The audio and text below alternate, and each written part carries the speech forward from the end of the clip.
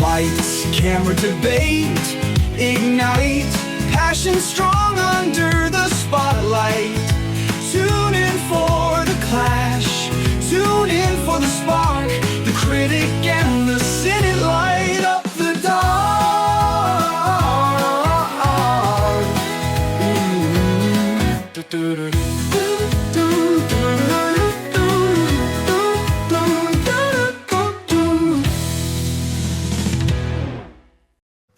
Welcome back to The Critic and the Cynic. It's probably going to be the worst movie, but I like the title the most. It's called The 5-Year Christmas Party. I like that. It's not doing a play off of words. It's doing its own thing with the title. But the poster's kind of all over the place. The poster's awful. It's just red everywhere, and it's taking these two same people, it looks like, and just like, I don't know, copy-pasting them and splattering them all over it. They're wearing different outfits. Yeah. And there's It's 5 years. Of 5 them, years. and 5 years yeah. separating the time. You don't have to separate those 5 years and cram it all into one poster. That's part of their problem. The poster's ugly. I like the title, The 5-Year Christmas Party, because it gives you an idea already of what it's about. But it also is a kind of a play off of words. Who's in it?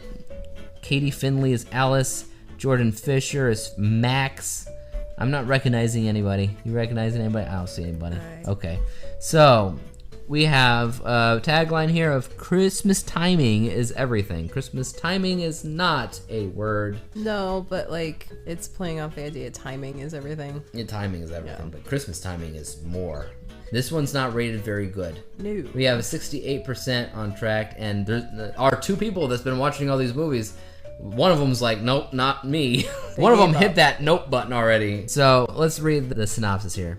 Over 5 years, Alice and her old theater school rival Max reunite each holiday season to work at a Chicago catering company's Christmas parties. While their undeniable chemistry grows, the timing is never right for romance until the company's final season pushes them to confront their true feelings.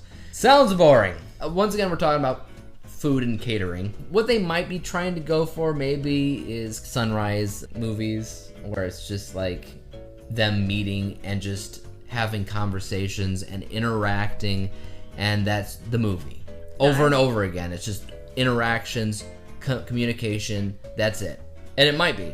But there's so many really good stories that use this. They've got One Day uses this idea, like this one day every year that these people meet up, like the movies that you were talking about, Before Sunset, Before Sunrise, those movies. Yeah. I won't say the only. I will say a very select few hand-picked films that I've seen that I've enjoyed this with. It needs to be perfect though. That chemistry, like it says, their undeniable chemistry. I hope that's right. I hope it's true. It could also just not be. They could suck together, and that could ruin everything. Well, that always, like, if there's no chemistry in these movies, they're done. They're dead in the water. 2 hours later.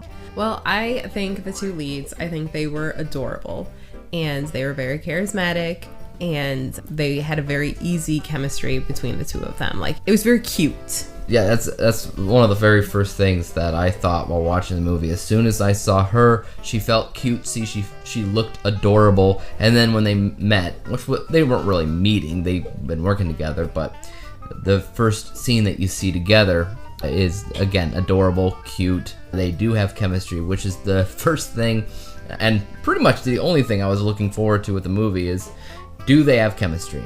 Because obviously the plot of the movie on movie websites say, due to their unmistakable, unbreakable, dreamlike, whatever chemistry.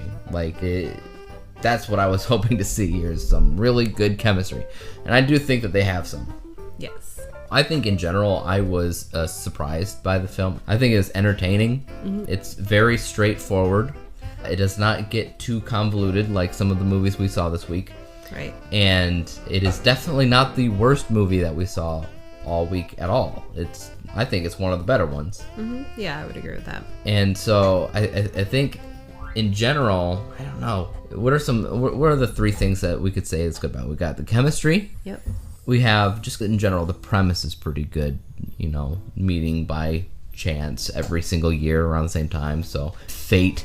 And in general, I would also say it has a really interesting message regarding following your dreams or aspirations, not necessarily making your love life take a back seat, but it's just what's important to you right then and there. Right, but I think it also dealt with the fact that, like, if you don't have that special person in your life, then the accomplishments and even the disappointments, like, there's nobody to share with. It's no point.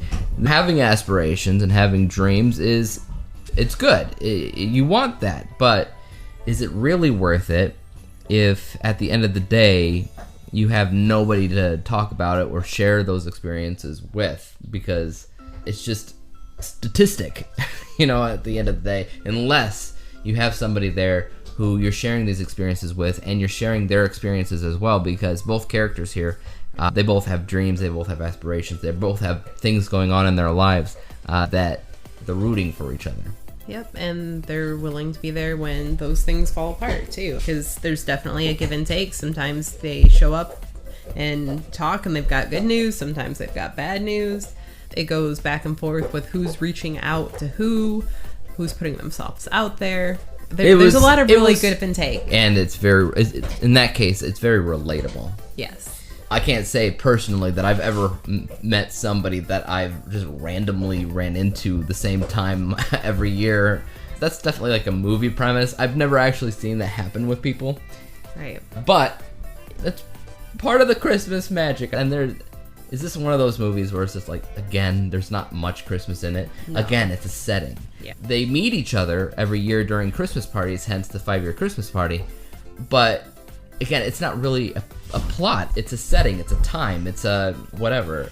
Yeah, I almost feel like they had to throw in the word Christmas. Like, oh, let's talk about how this relates to Christmas. And because, like, it just didn't feel like Christmas, so they had to throw the word in there a lot to make you realize that was the time. And their side hustle job is catering, so that's why they meet each other every year during this party. But that doesn't mean that they don't also meet each other every single year for New Year's parties, for Valentine's Day parties, for Thanksgiving parties, for whatever parties. I think they make it pretty obvious that they don't, because, like... Yeah, no, in the movie they don't, but technically I feel like there's no reason why they wouldn't. Right, because, I mean, they have roots in the same area, like their roots families. In the same area, they got families, and the job that caters during big events. Other than things like weddings, receptions, and stuff like that, birthday parties, you're gonna wind up with your holidays. And obviously Christmas is a big one, but so are New Year's, and so are Thanksgivings, and Easter. I don't know about Easter. Some people. Yeah. But yeah, there's tons of holidays out there, definitely, that are food related. So I would imagine they would meet more than just on Christmas, but I digress. In order for the movie to make sense as a Christmas movie and for it to be more impactful as a chemistry thing, it's just Christmas, and we just have to accept that. Yep. So what would you rate it? I would say this is pretty safe to put in like that 70%. Yeah, okay. The last one with the spy, you gave 80. I gave 80 as well. Well, but that one was just fun. They're hard to compare. So. Yeah, that one was fun. It was in the making fun of itself. Yeah, which is not for everybody. Tongue-in-cheek movies like that, it's a tight niche sometimes.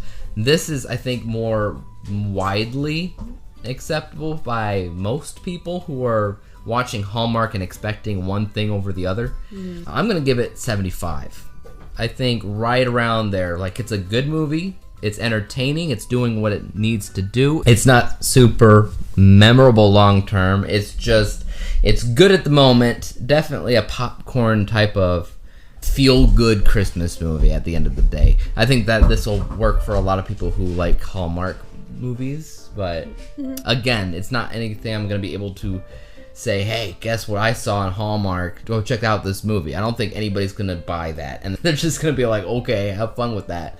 But I think I had a good time with it. If it was anybody else in the leads, I don't think the movie would work as well whatsoever.